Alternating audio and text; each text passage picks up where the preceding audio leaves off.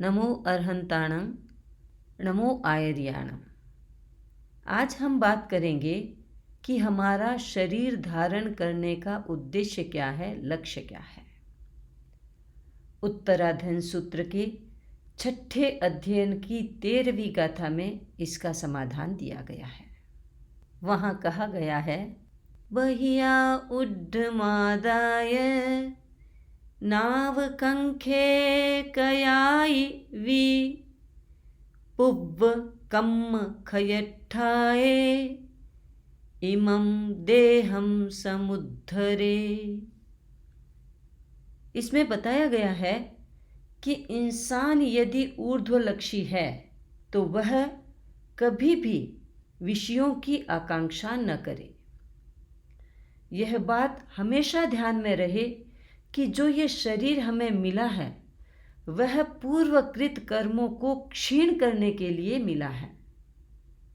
जीव एक यात्रा पर है, अनंत की यात्रा पर। इस यात्रा के अनेक पड़ाव हैं। अभी हम अपनी बात करें तो हम अभी मनुष्य जीवन के पड़ाव पर हैं। हमें अच्छा जीवन मिला है, भरपूर संभावनाओं वाला जीवन मिला है। इस मनुष्य जीवन में शक्तियों के भंडार भरे पड़े हैं, लेकिन उनको पहचानने वाली आंखें कितनों के पास है, यह समझने की बात है। इस गाथा में प्रेरणा दी गई है कि जिस इंसान ने अपना लक्ष्य ऊंचा बनाया है उसे छोटी छोटी बातों के आकर्षण में नहीं अटकना चाहिए। व्यक्ति दो तरह से अपना जीवन जीता है, एक तो इंद्रिय जगत में जीता है और एक आत्म जगत में जीता है। जो व्यक्ति इंद्रिय जगत में जीता है, केवल इंद्रियों के सहारे जीता है, वह विषयों की आकांक्षा न करे ऐसा तो संभव ही नहीं होता। इस जगत के साथ हमारा परिचय इंद्रियों के माध्यम से होता है। इंद्रियां अपने अपने विषयों को ग्रहण करती है। आंखें रूप देखती हैं, कान शब्द सुनते हैं, नाक सुगंध लेता है, गंध लेता है, जिह्वा टेस्ट करती है, बोलती भी है, और ये शरीर स्पर्श का अनुभव करता है। ये हमारी 5 इंद्रियां हैं और पूरा जगत इन 5 इंद्रियों में सिमटा हुआ है।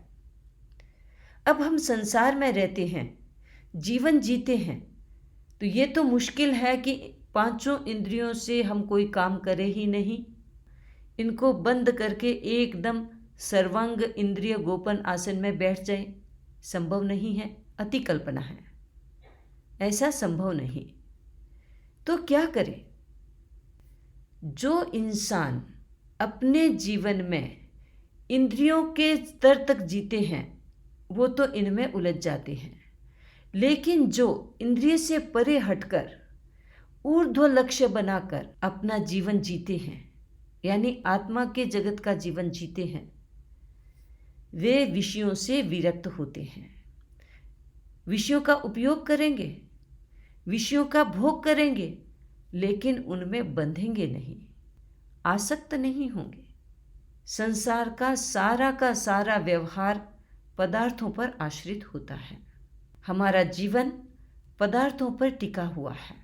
ऐसी स्थिति में उनको हम सर्वथा नकार नहीं सकते, लेकिन यदि हमने अपने जीवन को वहाँ तक नहीं देखा, उससे पार जाकर के देखा है, हमने अपने जीवन का लक्ष्य ऊंचा बनाया है, तो हम पदार्थों को भी काम में लेंगे, हम इंद्रियों के विषयों को भी काम में लेंगे, लेकिन उनमें आसक्त नहीं बनेंगे।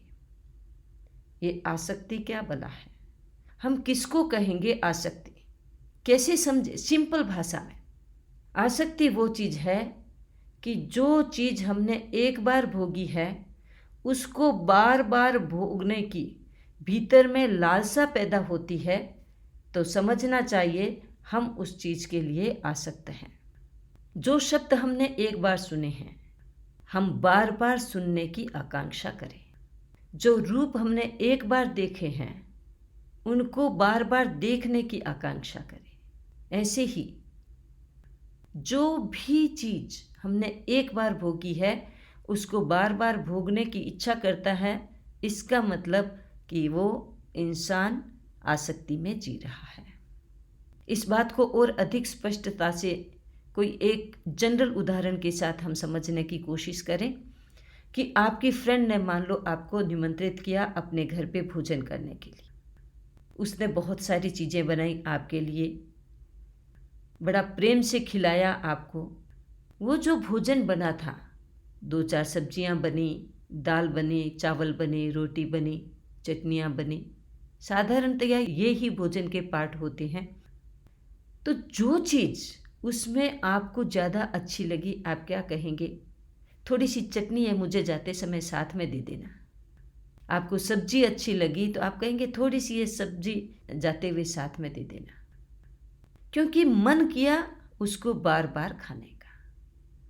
हमारा मन वहीं उस चटनी में अथवा उस सब्जी में आसक्त हो गया। जो व्यक्ति बंधता नहीं है, चटनी से बंधा नहीं, सब्जी से बंधा नहीं, किसी और चीज़ से बंधा नहीं, वो खाएगा, प्रेम से खाएगा, पेट भर कर खाएगा, लेकिन बंधन नहीं डालेगा, मुझे और चाहिए, मुझे बार बार चाहिए। ऐसे ही जो व्यक्ति इंद्रियों का जीवन जीता है वो इंद्रियों में, वो विषयों में आसक्त हो जाता है। जो व्यक्ति इंद्रियों से परे जीवन जीता है, इंद्रियों का उपयोग करेगा, इंद्रियों के विषयों का भोग करेगा, लेकिन उनसे बंधेगा नहीं। इस गाथा में ये प्रेरणा दी गई है कि जिसने अपने जीवन में अपना लक्ष्य इंद्रियों से परे हटकर बनाया है, वह व्यक्ति इंद्रियों के विषयों में अटके नहीं। और दूसरा, इस शरीर धारण का लक्ष्य क्या है? खाना शरीर का लक्ष्य नहीं है। खाना शरीर के लिए है, शरीर खाने के लिए नहीं है। हमें इस बात को हमेशा ध्यान रखना चाहिए। मैं खाने की बात इसलिए बता रही हूँ, दूसरा भी उदाहरण हो सकता है, क्योंकि खाना हमारे जीवन का मुख्य पार्ट है। सुबह से शुरू होता है और जब तक नींद में नहीं चले जाते तब तक ये भोजन का प्रसंग हमारे जीवन के साथ जुड़ा हुआ रहता है। इसलिए कोई भी उदाहरण यदि भोजन से संबंधित दिया जाता है तो झट से समझ में आ जाता है, इसलिए मैं भोजन की बात बता रही हूँ, वरना उदाहरण तो बहुत है।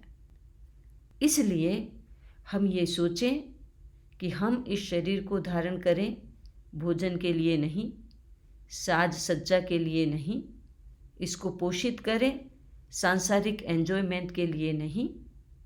हमें अपने जीवन में जो पोटला बंधा हुआ है जन्म जन्मों का साथ में, सारे के सारे कर्म अनंत जन्मों के हमारे साथ है, हमारे इस शरीर में है, हमें उन कर्मों को हल्का करना है। और ये लक्ष्य यदि बना रहेगा तो हम अपनी हर क्रिया को देखेंगे, करेंगे तो देखते जाएंगे, मेरी ये क्रिया क्या कर रही है, मुझे पुद्गलों में बांध रही है या मेरे अनंत पुद्गल भीतर में जो बंधे हुए हैं उनको शेड कर रही है, उनको क्षीण कर रही है, उसको कम कर रही है। इस चिंतन को हम मुख्य चिंतन बनाएं, इस बात को हम हरदम अपने ध्यान में रखें। आज इतना ही। ओम अरहम।